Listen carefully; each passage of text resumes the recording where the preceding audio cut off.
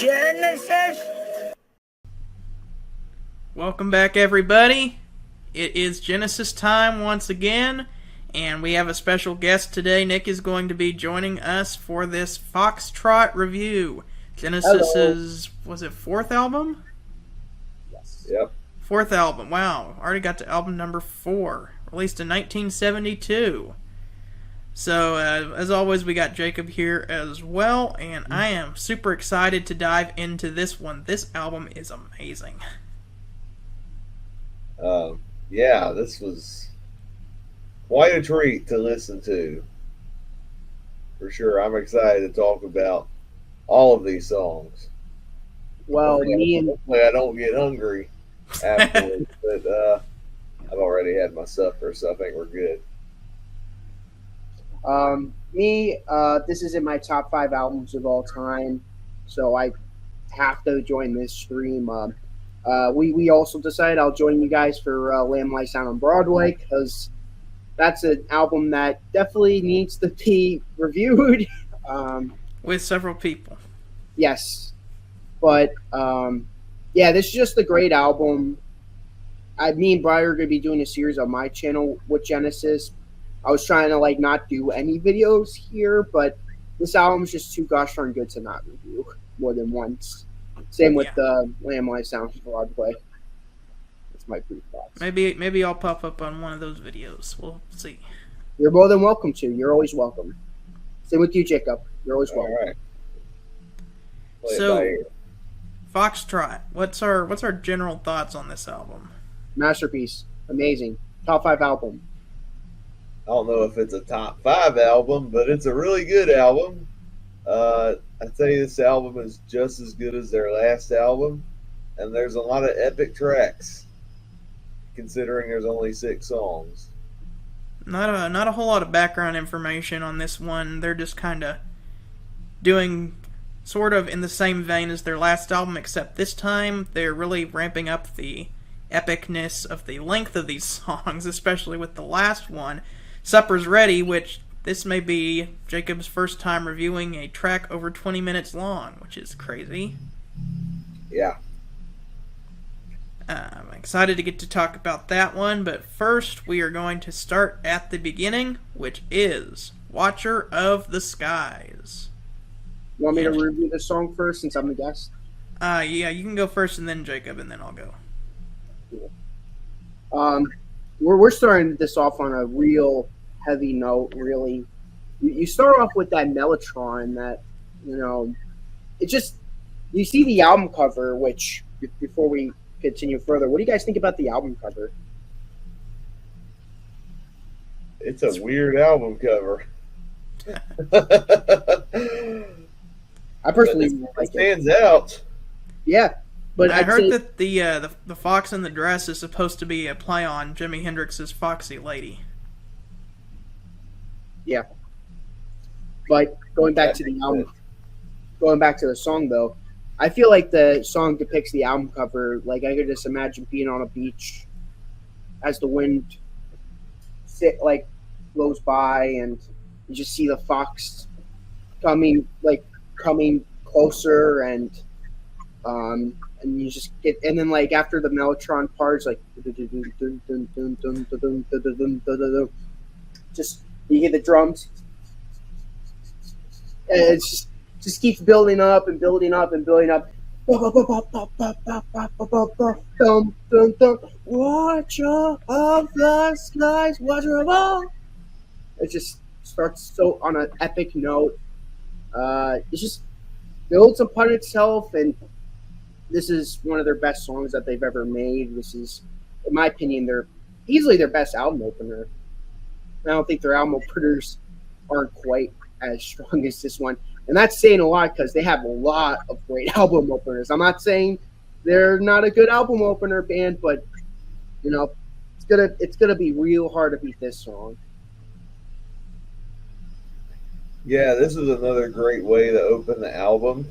Uh, I think especially when looking at the other album openers, I think all of their albums have opened strong. Where the sour turns to sweet, looking for someone, the musical box, and now we got Watcher of the Skies. But this one, I think, takes the cake for the coolest album opener they've done so far. The Mellotron intro is awesome. It just has a great build with like Phil Collins drums, the bass, and then Peter Gabriel just going right in, just singing his heart out. Watcher of the Skies. I read this was the only song from this album they attempted to release as a single, and Oh wow. I don't think this song really went much because I don't think a lot of radio stations play a lot of prog music, but I think it's a cool song either way. You'll find out where it'll fall in the ranking, but this is a great way to start the album. I think this is the perfect album opener. You get that wash of Mellotron at the beginning.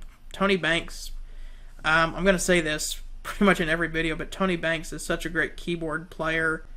In fact, if I was to pick the one member I think that's probably the most talented in Genesis, I'd probably pick Tony Banks. I mean, like, they're all just masters of their instruments, but, like, somebody's got to be the best, and I think that would probably be Tony Banks, because he's so good at creating amazing keyboard parts. Like, the Mellotron comes in, and then you got slowly Phil Collins' drums and Mike Rutherford's bass. And he gets that groove going. And then you get like Steve Hackett's guitar fills like the doo doo doo doo doo, which is really cool. And then like Peter Gabriel's vocals are very good. Watcher of the skies, watcher of all. It's just such an epic way to open this album, and that's honestly, if I could just describe this album in one word, it would be epic. Okay, so the second track is called Timetable. Oh my gosh, this song is amazing. I love the piano part in the beginning, and then it's just another epic song on the album. It's just what? It's, oh man, this is just epic. It's like an epic song after an epic song, and how can you follow up Watcher's Guys? I'll answer that. Timetable. It's just, oh man. I can't put to words how great this song is. This is just brilliant. This is an album you don't listen to, you experience it. This is an experience, and I'm just gonna say this for the rest of the video. This song is an experience. The last song is an experience. All right. I do think this is a cool song. I love the piano work on this track.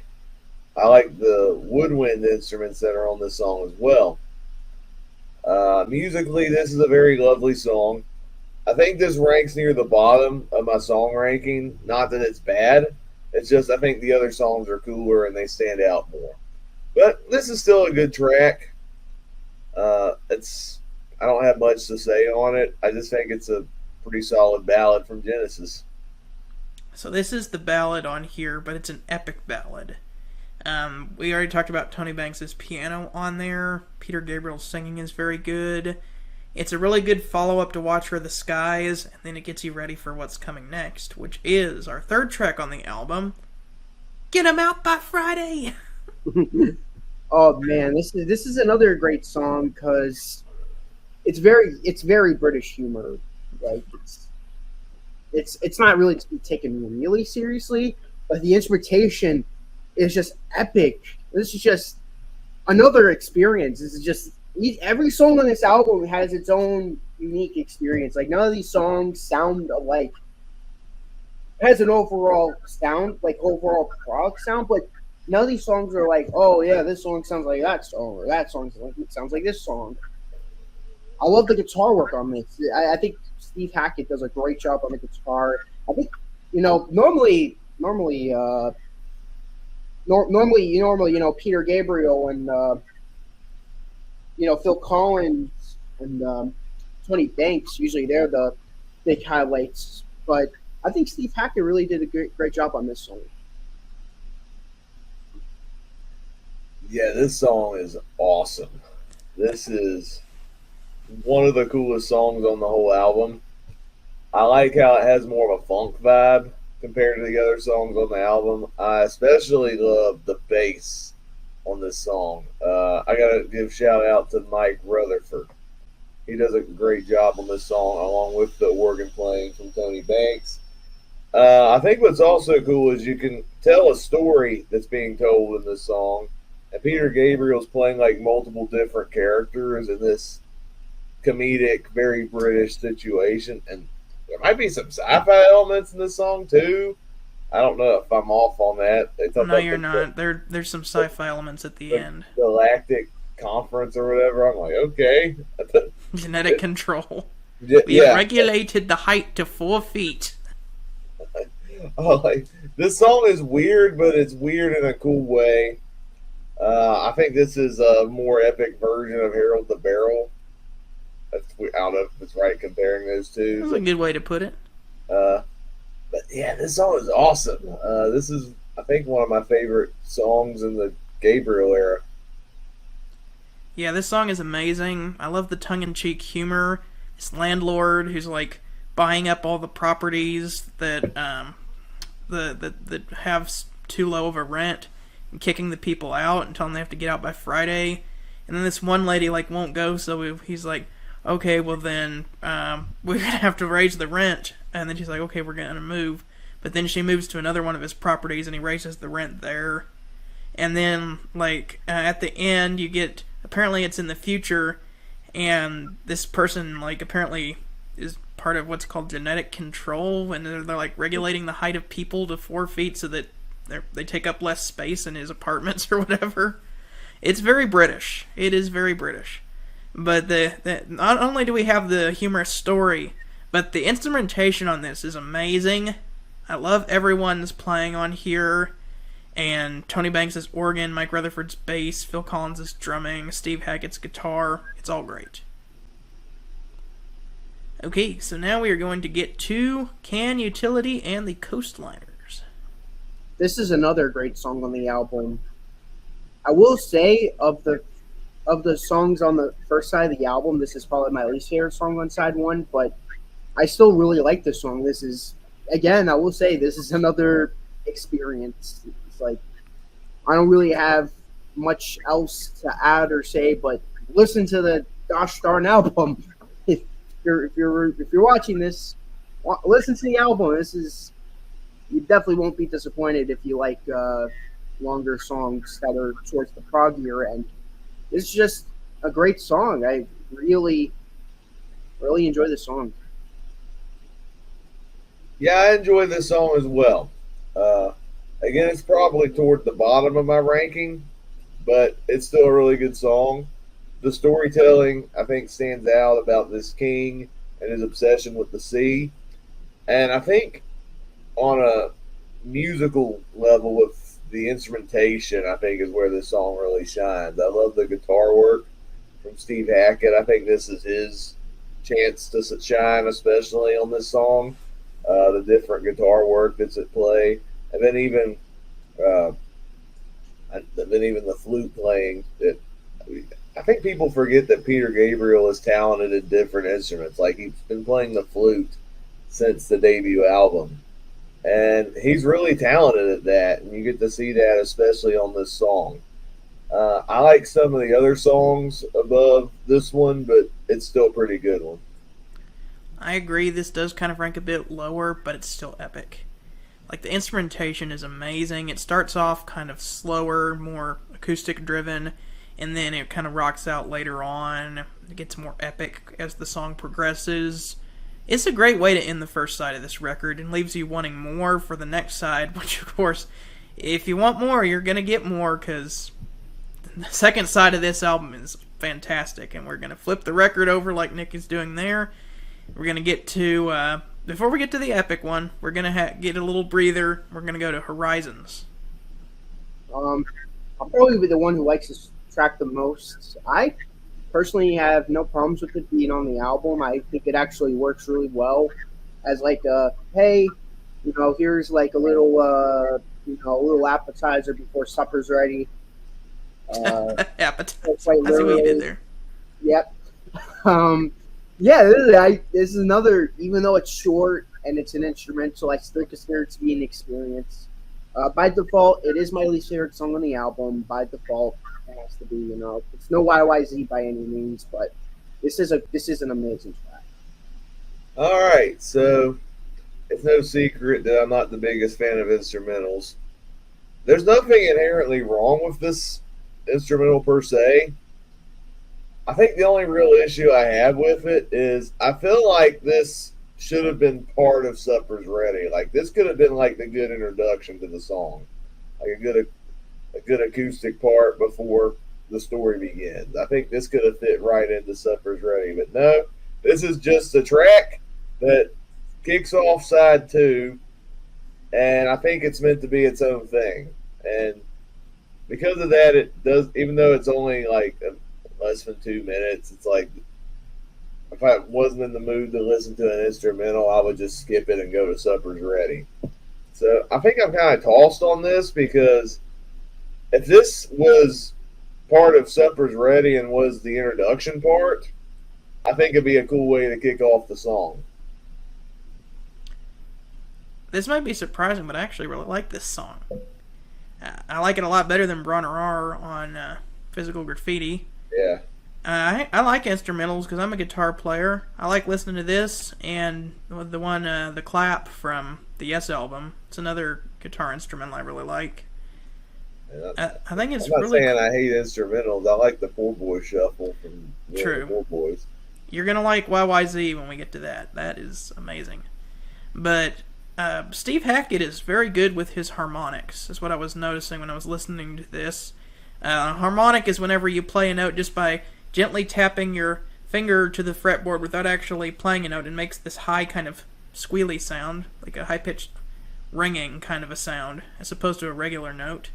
Plays a note like an octave or two higher than what you fretted.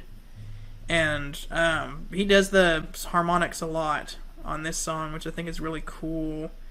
I just thought it was a very pleasant song. It almost sounded like a Bach composition almost.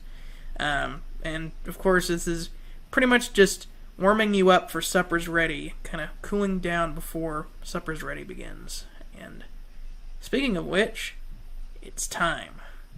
We are now going to get to the epic that is Supper's Ready. Okay, so I'm gonna let Scott do all the details and stuff, because I know you're Scott. You're really good at describing music. I'm just gonna leave it at this.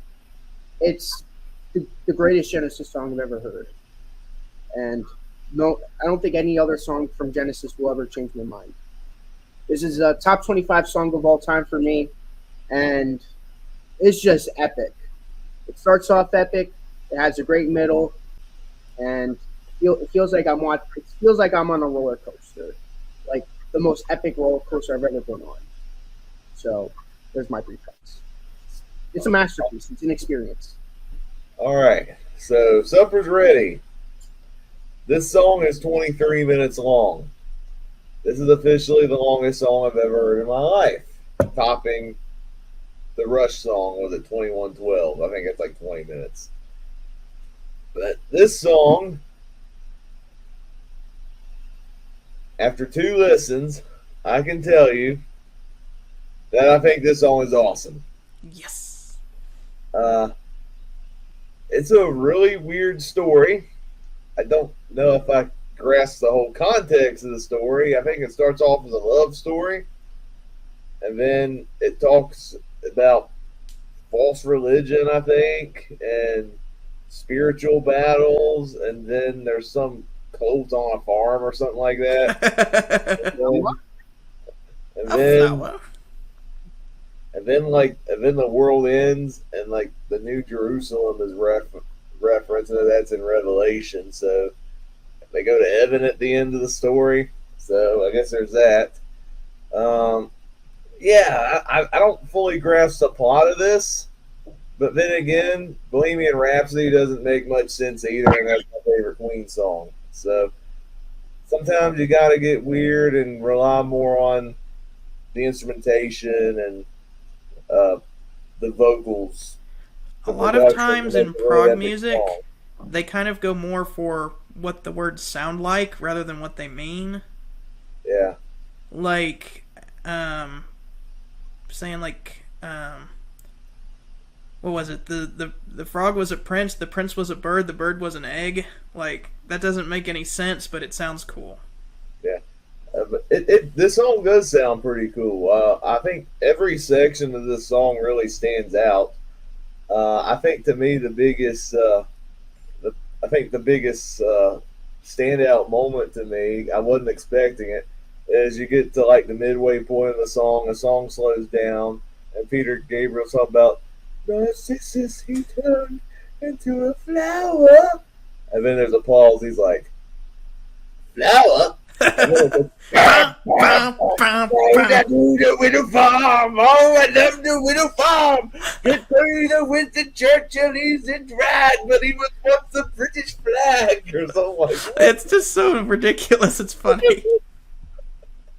I'll tell you, but my favorite part of this whole song, when you got Peter Gabriel, who just wrote, I don't know what he was on when making this song, but he just crafted such an unpredictable roller coaster, like Nick was talking about. Phil Collins has some cool drum stuff in here. There's this organ solo on this section called "The Apocalypse" in 9/8, which is near the end of the song, and it's absolutely amazing. It's probably the coolest thing I've ever heard somebody do on an organ. This song is awesome. I didn't think I'd get into it near as much. I was turned off at first with a 23-minute runtime, but after hearing it twice, I'm like, I don't know if I can say this is my all-time favorite Genesis song, but man, this song is great. It's definitely a highlight in this early era of Genesis. That and the Return of the Giant Hogweed.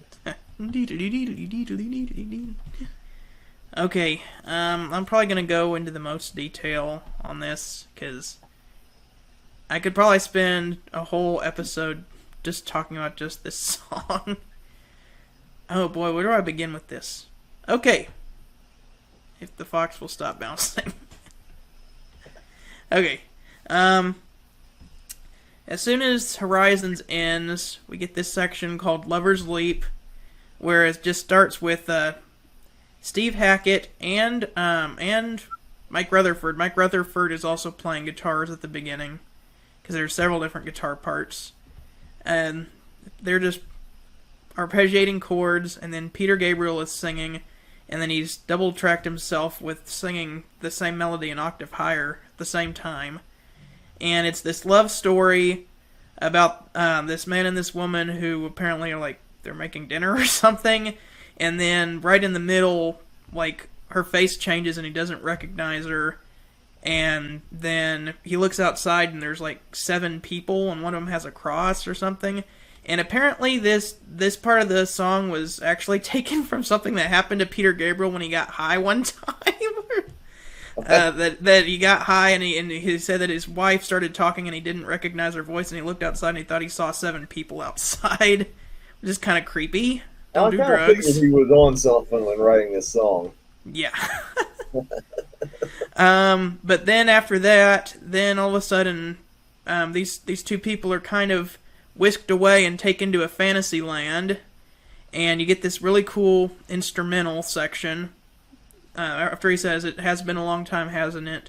And you get Steve Hackett strumming the guitar, and then he plays the flute, and then you can tell that something is changing, like their surroundings are changing. They're moving on to this fantasy land, and they see this person called the Great Eternal Sanctuary Man or something like that, and like he's kind of like a bad guy. Who's gonna lead them away, and what's cool is during this section there is a musical motif that's going to come back later, because whenever first the Great Eternal Sanctuary Man is going to lead them away into this fantasy world, but then later at the end they use the exact same melody at the end when they get led to the New Jerusalem. So that's kind of an interesting parallel in the song. First time you hear this melody, it's the bad guy taking him away to the fantasy land for battle, and then you hear it again at the very end whenever they're taken away to heaven. And so it's like he takes him away, and then you just hear this ominous organ chord. You hear these sounds of these kids singing, and then all of a sudden they're in the middle of a battle, and there's all these warriors, and it gets all epic. Like the warriors are preparing for battle, and then you get a sound that sounds like the battle, and then the good guys win the battle, but then all of a sudden there's the aftermath of the battle, and lots of people are dead, and you get these dramatic organ chords, and it's just the organ and Peter Gabriel, and that's when we get Narcissus is turned into a flower. A flower? Bum, bum, bum, bum. And this is where I have no idea what this part means. Apparently Willow Farm, I guess it's just part of the fantasy world they've been taken to. I have no idea. But there's all these weird things going on. It's very British, very cheesy, but it's hilarious. And then, after that, we get some more amazing instrumental sections, and then you can tell that there's another battle about to happen, and apparently this is, the two, apparently in the story, get taken out of the fantasy land and come back to their own world to realize that the end of the world is happening, and it's the apocalypse. And that's where we get the apocalypse in 9/8 time, and that section is amazing. I love Tony Banks' organ on that. And Phil Collins is drumming. How he keeps up with that 9/8 time and just hits the boom, boom, boom, boom. Like, he just hits that right on the beat. And Mike Rutherford's bass. And then, like, after the battle, of course, good guys win. They're going off to heaven. And then you get that same melody from earlier. Oh, I forgot to mention, there's another motif in here. Because right after the Great Eternal Sanctuary Man, Peter Gabriel on the flute plays the melody from Lover's Leap at the beginning. So there's kind of these motifs that you can hear throughout the song. There's not that many of them, but there's like 2 of them. You can kind of hear just interspersed throughout the song. And then... Yeah, I did catch the one where, he sings at the beginning and it pays off at the very end. It's like, oh yeah, it's the same melody from the beginning. Yeah, if you... Man, there's so much to talk about with this song. You could there's so much to talk about. You could talk about it with the amount of time it takes for the song to be over. That's how much stuff there is in this song. It's just making me think about Close to the Edge. That one really has a bunch of musical motifs that are used throughout the song. But I meant with the story and all that. Well, that too musically, but with 2112, it's kind of like a straightforward story. It's like, music was outlawed. Character finds a guitar. They try to ban it, and then there's a battle, and that's pretty much about it. But with this song, there's this song is so unpredictable. It's so unpredictable. There's so much going on. 2112, it's like a straightforward story. This is just like, hey, here's this. That part. Well, scrap that. I've heard this song 2 or 3 times before, but when I re-listened today, I was like, where are they taking me next? I've heard it before, but I was still curious, where are they going next with this? This is just so unpredictable. And then you get to that epic fade out at the end. Oh man. It just keeps getting quieter and quieter, but it's just like, I have just listened to a masterpiece of an album. This is amazing. Okay. Well, that is Foxtrot. We are now going to... How many tracks are on this album? 6. Oh, we'll just go ahead and rank them all. Top 5 and an honorable mention. I'll go first. Number 6, well, I'll just rank them as is. Number 6 is obviously Horizons. It's just an instrumental, so like I said, by default, that's going to be the bottom track. Excuse my dumb dog. He likes to bark. Number 5, Can Utility and the Coastliners. That's number 5. Number 4, Get 'Em Out by Friday. Number 3, Timetable. Number 2, Watcher of the Skies. And number 1, Supper's Ready. Right. Got to figure out which one's my favorite. I'm right now I'm torn between two, so this might change at the last minute, but we'll see. But number 6 is Horizons. It's a fine instrumental. I still think it should have been the intro to Supper's Ready, but that's just me. Number 5 is Timetable. Number 4, that Coastliner song, Can Utility. Number 3, Watcher of the Skies. All right, I know what I'm going to do.